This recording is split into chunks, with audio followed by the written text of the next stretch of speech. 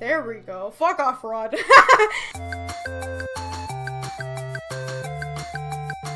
Internet, it's Jessica and welcome back to Cinderella Phenomenon. So today we are gonna be starting Rod's route. As uncomfortable as I am with it, and as much as I don't want to do it, just because they're step siblings, it's very fucking weird to me. I'm doing it for the sake of, like, the story so we can learn more about Lucette's mother and, like, what's going on in the palace. So if I don't take any of the romantic stuff seriously, I apologize, I just can't. This is too fucking weird for me. But a lot of you in the comment section said you wanted Rod to be the next one.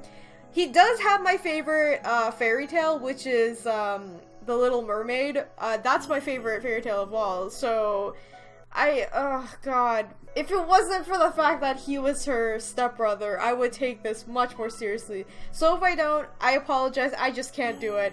Anyway, before we get started, if you guys would like to check out the game yourself, there's a link in the description where you can download. This is a free-to-play game, so you can play it for free.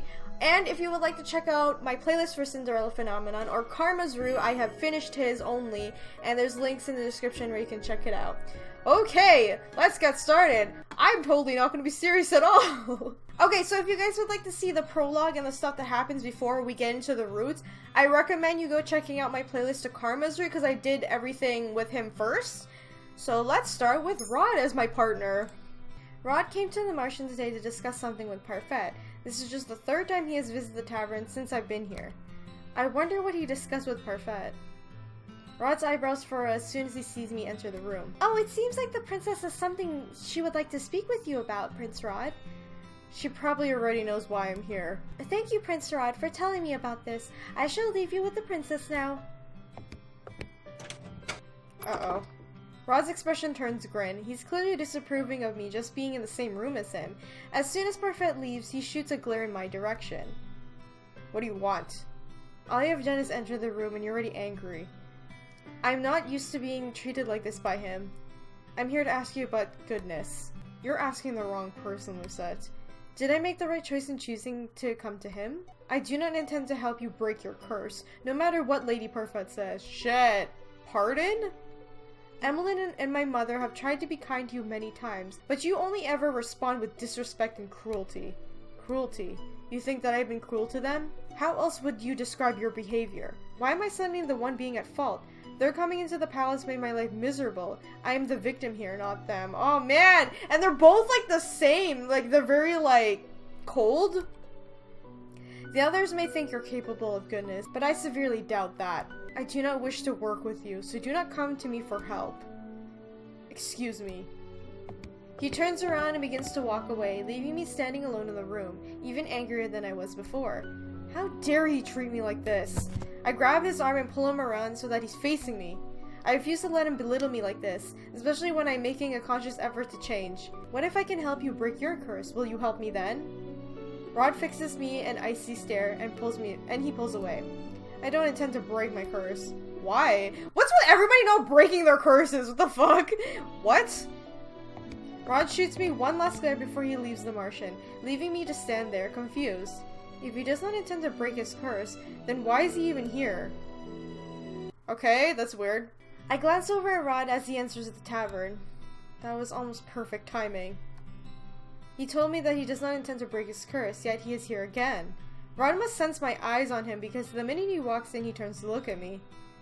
His expression is cold and unmoving as always. He pointedly leaves the tavern area and enters the reception. I follow after him. I told you to find someone else. What can I do to make you stop hating me? What? You said that whatever I have done to you and your family was bad. So if I reverse that, I might get a good deed. You truly don't understand how goodness works, do you? I would not be asking you if I did. Rod closes his eyes and rubs the back of his neck. He looks thoughtful, but also irritated. I also intend to break my curse as soon as possible, and I will do whatever it takes. And it seems to me that the easiest way to achieve a good deed is to fix the supposedly bad things I've already done. So are you going to help me or not? Tell Lady Parfait I will see her another time. This guy literally will not, like, have any of Lucette's shit. And I don't blame him. I wouldn't either, especially if he's been, like, if she's been treating, like, the people you love the most like assholes, so, like, I wouldn't, you know. He leaves the room without answering my question. I ball my hands into fists, and he calls me the cruel one. I will ask Rod if he will pair up with me. I know we do not have a good relationship. Rod has spared no effort in telling me how cruel I have been to his family, but I feel that rectifying whatever mistake I made with them might be an easy way to get 3 good deeds. Oh, this is going to be very interesting. But Lucette, didn't he tell you that he didn't want to break his curse? Yes, but that may not be the whole truth. He is still reluctant to break his curse despite all the advice I had offered him. Perhaps you'll be able to encourage him where I could not? I do not care if he does not want to break his curse. That is not, once again, Lucette doesn't understand the meaning of being a good person. I only need him to help me remedy and suppose the bad things I have done to his family. I believe that will be the easiest way to break my curse. But the problem is that I rarely see him here. He's usually at the palace. In order for this arrangement to work, I will need to be in the palace. I, for one, think that's a terrible idea. What if... Delora's voice trails off. She reverts her gaze to the floor, her expression a mixture of anxiety and solemn consideration. What if what? Is there something I should know? Both the witch and the fairy just stare at me silently. After a few moments, Parfait speaks. You would be far away from us, princess. We would not be able to assist you. Witches could be lying in wait for you, knowing that you're the true crown princess of Angielle. They might seek to use you for their own purposes. What sort of purposes? Why would the witches be after me in the first place? Because you're a witch, girl! Many of them have been corrupted by the Tenebrum. Darkness has invaded their hearts, making them bitter. Many of them simply want to see the Fairytale Curse continue on, undisrupted. This is all just speculation, but it's better to be safe than sorry. What would you have me do?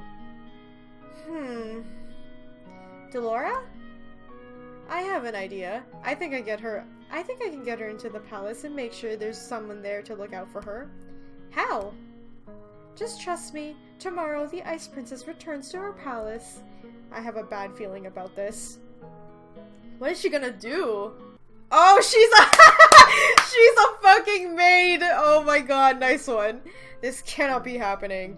Don't dilly-dally, the princess will soon be awake and expecting her new maid. I close my eyes and suppress the urge to groan. How is that Delora was able to turn me into Emiline's personal maid? She thought this would be funny, did she? Well, I will make her pay for this. I expect you not to be late again. We have very strict rules on how the palace staff should behave. I'm not exactly sure how Delora managed this. She told me that she was gonna cast a spell on me, and that it would be over soon as I opened my eyes. I closed my eyes, and sure enough, when I opened them, I found myself here in a maid uniform. What did she do? The maid continues to babble at me. How annoying. I pretend to listen to her as she leads me through the palace hallways. Emiline and Rod's chambers are located here. Oh! We come to a halt when Emiline suddenly appears from around the corner. Highness! The maid ducks into a neatly curtsy. Emiline's eyes meet me. I tense as I wait for any signs of recognition from her, but she only gives me a curious look, as if she's wondering who I am. She clearly does not recognize me. The maid suddenly reaches back and pulls my shoulder, forcing me into a bow. You're in front of the Crown Princess of Angielle! Show some respect, girl! My apologies, Your Highness. She is new and clearly needs to be taught some manners. Excuse me? Oh god! Oh please, there's no need for that. What if she's trying to pretend to be kind to the palace maids? Who is she trying to fool? Your Highness, this is your new personal maid. Emiline glances at the maid, looking confused. Why do I need a personal maid? It is by the king's orders, princess. Emiline turns to look at me again. What is your name? Oh god. She's talking to you, girl. I scowl at the maid before facing Emiline. Cannot believe I have fallen so low that I am now being ordered around by a maid. Lucette. It's nice to meet you, Lucette. I hope we can get along. When I do not respond, Emiline's face falls. I was just heading to breakfast with my family. Of course, Lucette will escort you to the dining hall. I raise my eyebrows at the maid, irritated. There's no need for your concern. I can get there on my own. I breathe a sigh of relief. I'm not here to babysit her. The maid leans forward and whispers something in my ear. I don't know how it is that you landed this position, but you owe the royal family your diligence and respect.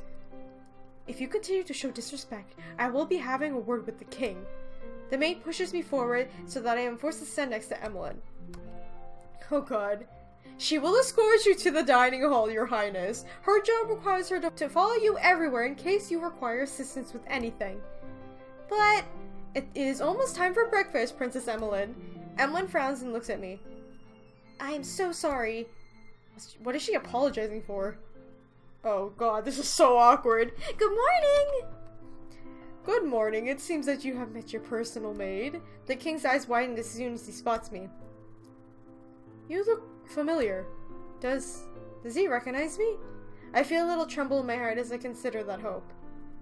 Are you not the girl who came to the gates before? I deflate with a soundless sigh.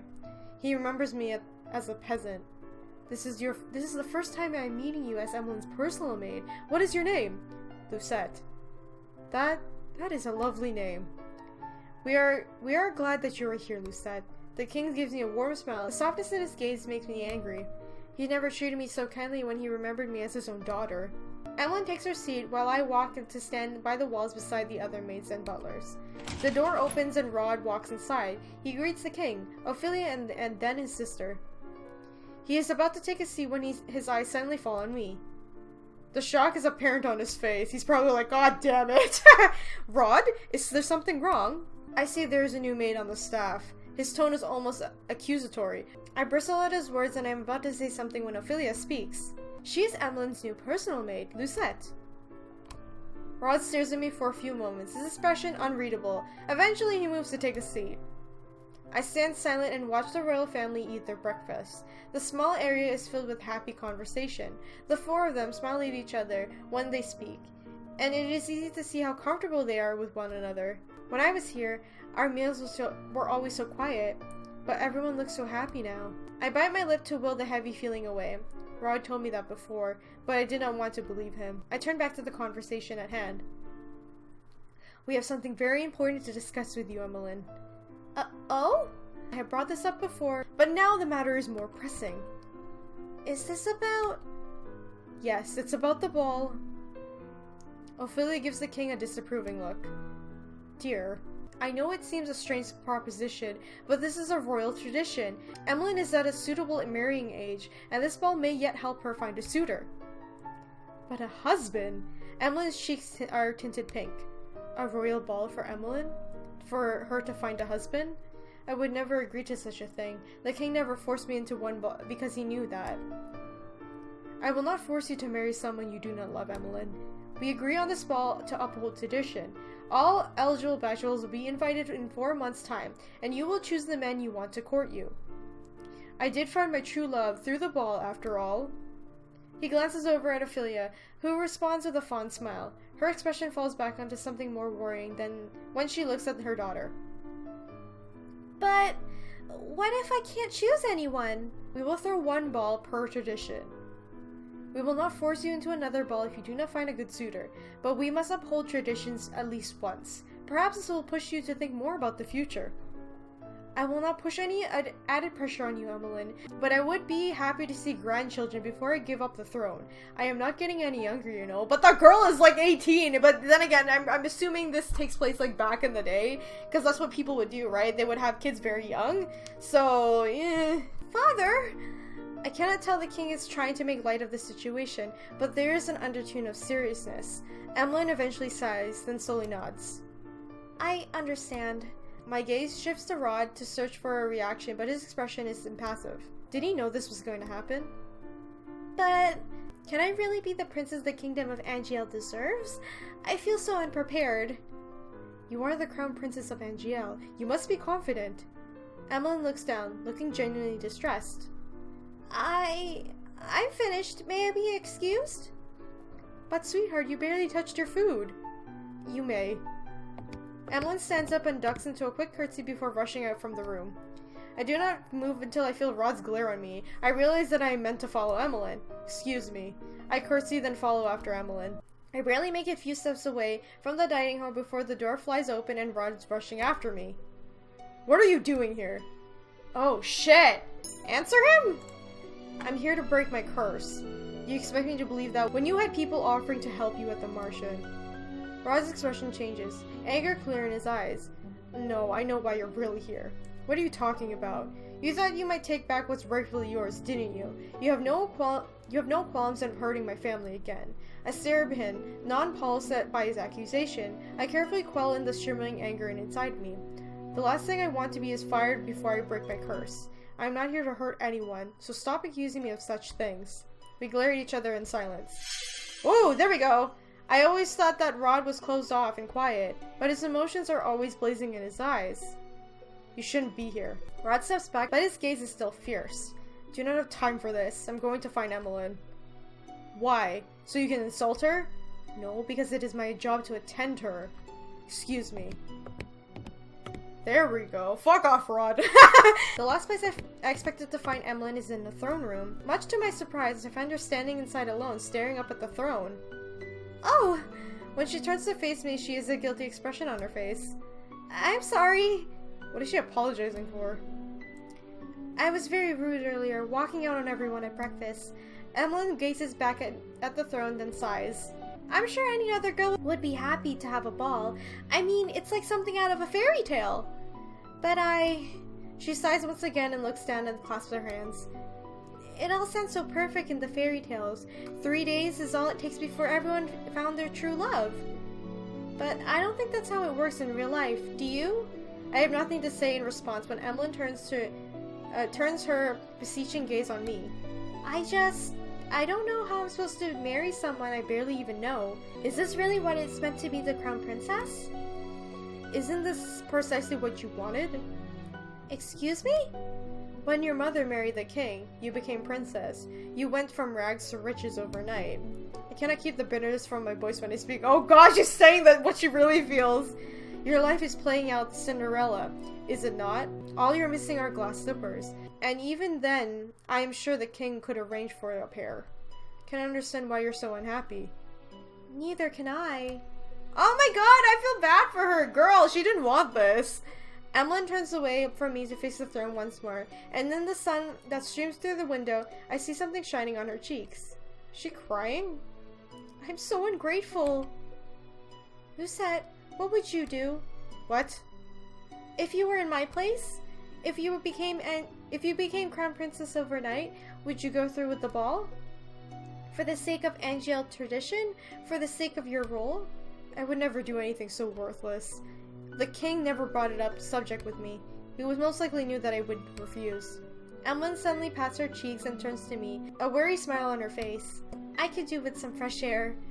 Shall we go to my friend's shop in town? Okay, we're gonna go shopping with her. I wish there was a route with Emiline. I know that Daisuke said there was meant to be a friendship route. Unfortunately, there was no gay route. Sad. But no, they wanted to have a friendship route with Emiline, but they couldn't make it for the game, sadly. But it would have been cool if there was. We only had just exited the throne room when Emiline stopped short and I almost bumped into her back. Oh! Oh god! Your Highness, what a pleasant... Sir Mythos abruptly stops and stares at me. Why is Sir Mythos looking at me so intently? Is something the matter, Sir Mythos? No, nothing at all. Your Highness, I'm just... amused. Amused? That's right, because he's a witch and he remembers all this shit. Oh, you haven't met my new maid. This is Lucette. Lucette? There's something in Sir Mythos' gaze that I do not trust. The silence is stifling, so I curtsy at him. Sir? Charming. Sir Mythos turns his attention back to Emiline. Where are you off to this pleasant day? Oh, just off to visit a friend. Make sure you bring your guards with you, princess. Of course. He's so creepy, I don't fucking like him, and the other guy too. I wonder what's taking him so long. Emiline decides to invite Rod to join us on her visit. One of the guards offered to get Rod for her, but he still has yet to return. Another stands by us at the gates, ready to escort us into town. Why does the king even keep these incompetent fools if they cannot find a single person? Maybe we should go look for Rod? But then, what if he gets here as soon as we go searching for him? I sigh. I will go look for him, you stay here. But you don't need to run errands for me. She has yet to ask me to do anything. What does she think a maid even does? I look at her solemnly, not answering her. Finally, she relents. Thank you, Lucette. I inclined my head and just slightly before walking off. But Emily's really cute. She's so innocent. Like, she doesn't want anyone to do anything for her. Like, I understand, because she never grew up with that, right? Because she was poor originally, so she never had the luxury of having, like, people do anything for her, or let alone maids. But she's so sweet. I love her. I feel like a babysitter. I cannot believe I have to search for Rod. This is the only slightly better than being dragged around in that broom. I turn back to the corner and I nearly bump into someone and take a few steps back just in time. Fritz! Princess? I look up in shock. Fritz. Oh my god, I just think about Rod's route. Karma's route and what happened to Fritz. I was so sad. Fritz surprises mirrors my own. Where have you been? I've been looking for you everywhere. He pauses to stare at my clothing. Are you wearing a maid's uniform? Fritz, you remember who I am? I would never forget you, Princess Lucette. But it does seem like I'm the only one who remembers you. What is going on, Princess? The only people who remember me are witches, fairies, and... Fritz, are you? I stop when I hear the sound approaching footsteps. Fritz turns to the... Oh my god! I have a feeling that Fritz doesn't know that he's cursed. That's what I'm getting, because he seems to not know that he is. I wonder what fairy tale he has. Fritz turns at the sound and then stoops low into a formal bow when he sees Rod. Your Highness. Rod's impassive face twists with annoyance and then he sees me. Rod does not even acknowledge Fritz as he walks past him and stops in front of me. Shouldn't you be attending to my sister? I don't understand. Prince Rod, do you not know why the princess is dressed like this? Rod is clearly just surprised as I am that Fritz remembers me. You recognize her? You remember the princess too? But if you knew, why didn't you say anything when she first went missing? And can someone explain to me why she is attending Princess Emiline? This is Fritz. I cut him off before he can ask any more questions. Dude, I feel bad for this guy! I feel Rod's gaze on my back as I turn to look at Fritz. No more questions. But Princess, right now I am a palace maid. A what? It's a long story and I have no time to explain it now, so do not ask. Fritz is clearly discontent. He seems to struggle for a few moments before he finally sighs and nods. Yes, Your Highness. Though it is nice to hear someone speak my title, it will not do if Fritz calls me that on accident. It's just Lucette for now. But... I turn to face Rod. Emiline is waiting. What? The guard could not even deliver her message? Where are you going? Emiline wants to visit her friend in the shop, and she wants you to go with us, Rod. Town? Ordinarily, I would not mind Fritz joining us, but right now he might be unnecessary company. He might very well give me away. Rod barely wants to speak with me when it is just the two of us. I doubt Fritz would make him more sociable. I am assuming that accompanying you is not an option at this point? Yes. Fritz looks down for a moment before looking at Rod. I'm so sorry to ask you of this, Your Highness, but since she refuses to let me do so, please look after Princess Lucette in my place. Oh my god! Fritz, you're so cute! Ridiculous. I do not need to be coddled. Even if I did, Rod couldn't care less if I am hurt. I will do my best, Sir Fitzgerald. Cannot tell if he's being genuine or not. Fritz bows to the both of us.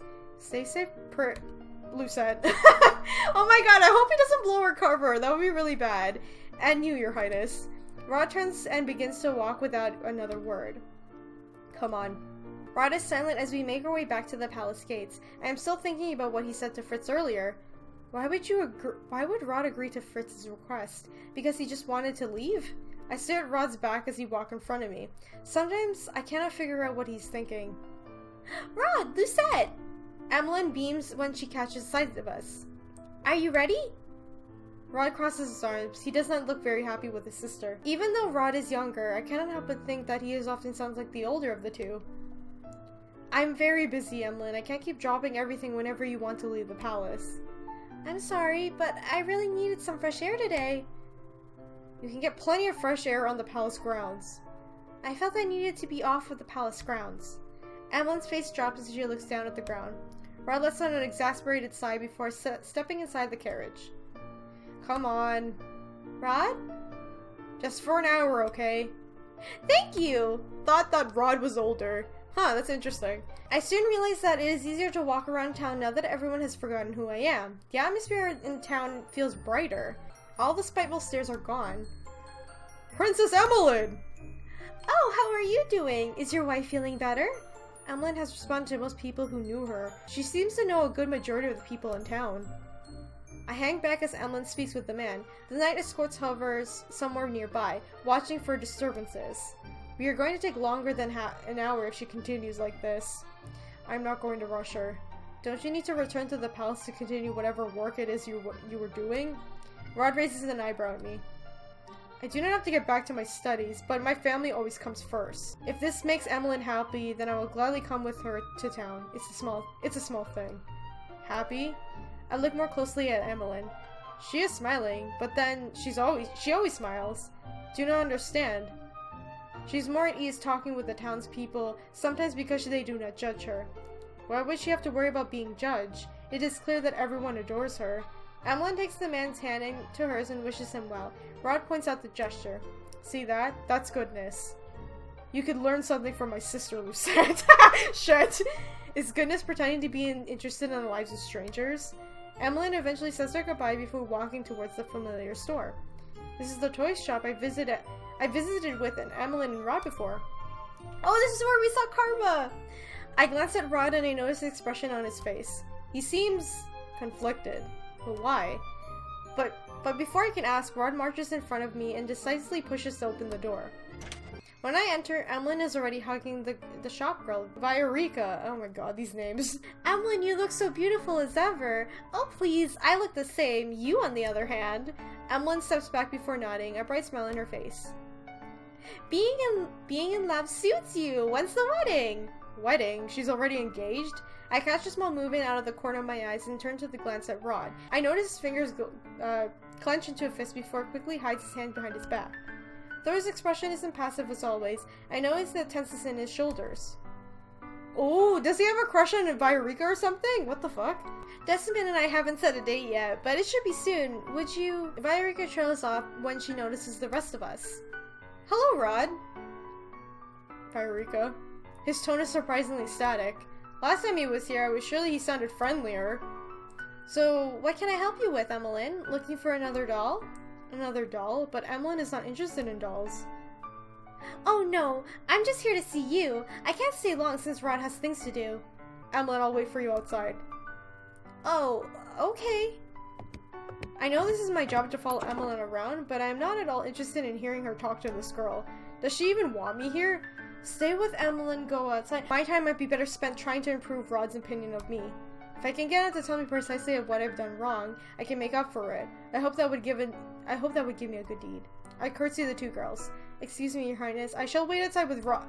I caught to clear my throat. With the prince.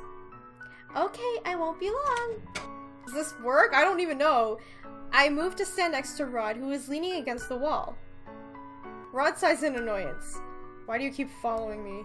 Tell me how to rectify whatever wrong I have done to your family. This again. Cannot help but scowl at Rod's answer. You spout all this nonsense about goodness, but refuse to help me. How is that good? You haven't given me any reason to help you. What? If you're not serious about genuinely learning about how to be good, then I'm not interested in helping you. Maybe I can catch him off guard by bringing his response to the toy shop just now? Fine, then I will make a normal conversation. Who is Viorica to you? Has she done something to hurt your family too? Viorica is a childhood friend. She is not like you at all. Oh, then why were you acting so cold to her? You obviously did not want to be inside the shop. Rod looks away from me and absently kicks the pebble onto the ground. Hey! Okay, that is none of your business. I sighed, disappointed in Rod's reaction. Rod turns away from me as Emiline exits the shop. Ready to go? Emiline nods with a small smile. The two of them begin to make our way to the palace again. By the time we return to the palace, evening has fallen. Oh, I hope we're not late for dinner. The minute the carriage doors open, we are greeted by two familiar faces. Sir Alcaster and Sir Mythos standing before us. Oh shit!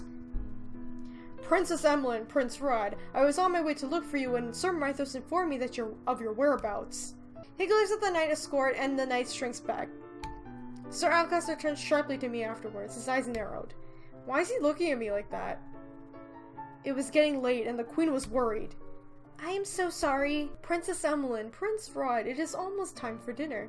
Please, let me escort you inside. Sir Mythos gestures to them to follow him.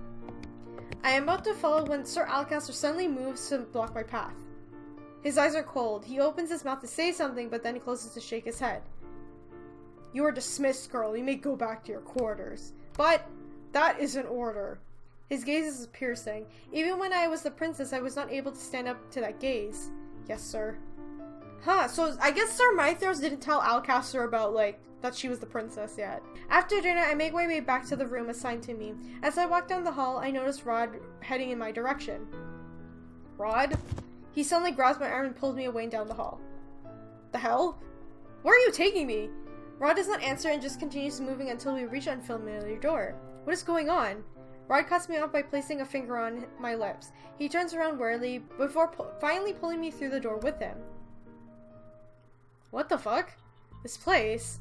I have heard of this place before, but I've never seen it. Is this a secret passageway leading to the towns? Rod does not answer me. He simply keeps walking me as I see no other option but the trail after him. How is it that you know this place? He still refuses to answer. Are you deaf? Rod suddenly stops and I bump into his back. I stumble back with a scowl. You ask too many questions, because you refuse to answer any of them. I glare back at him until Rod makes an exasperated sound.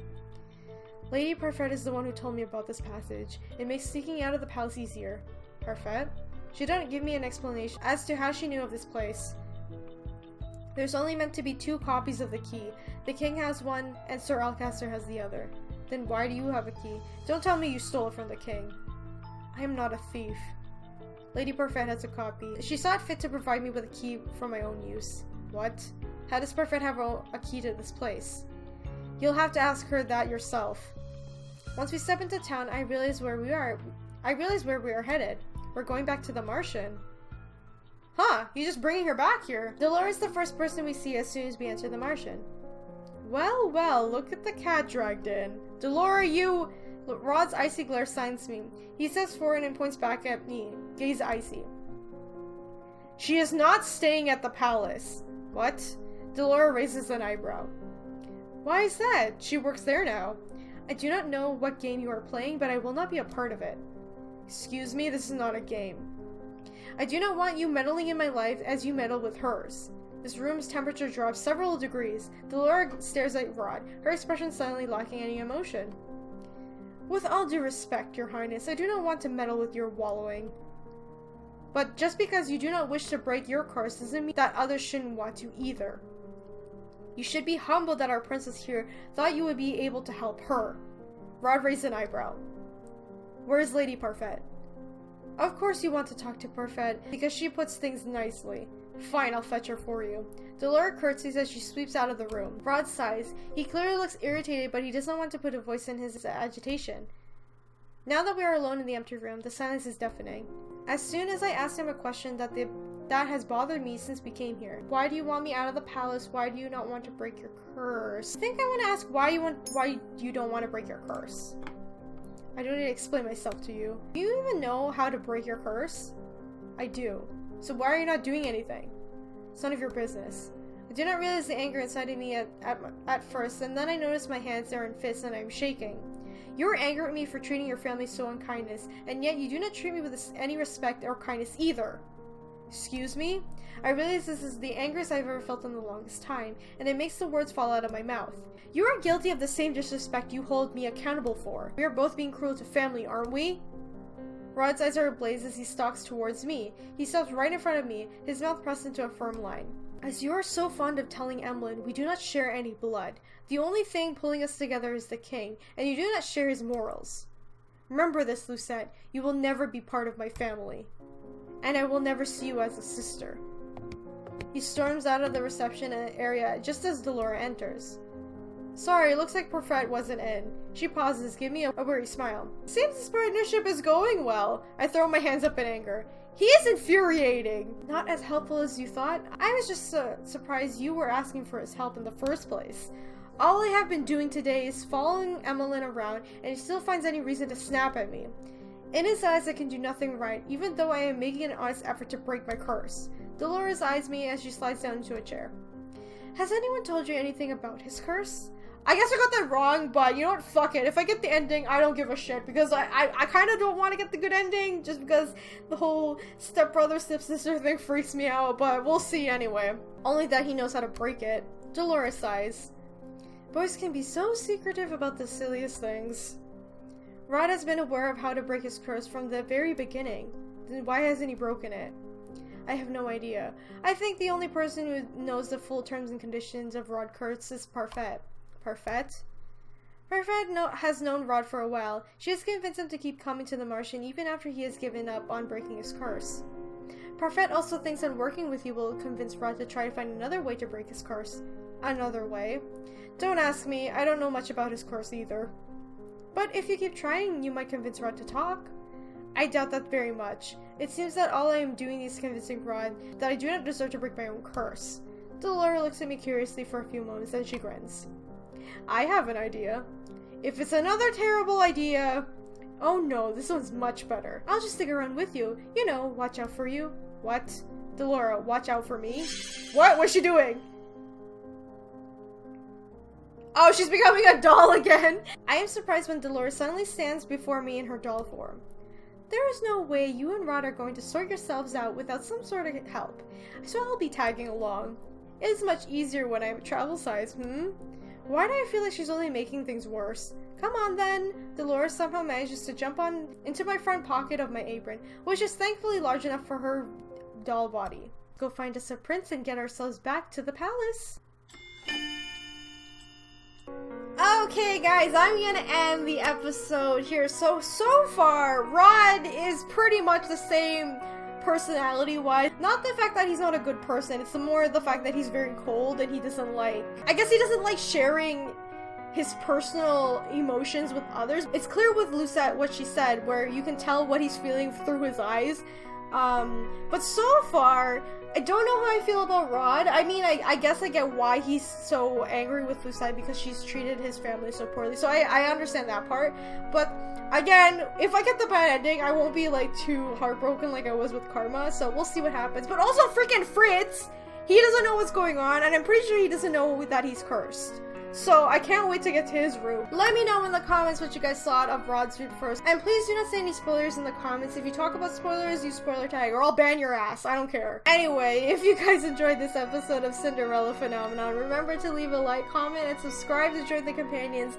And if you would like to support me on Patreon, there is a link in the description where you can check out Patreon only videos, the Discord server to talk to me and other companions, and a bunch of other cool stuff. Or if you prefer, there's a link to my shop as well if you want to buy some of my stuff.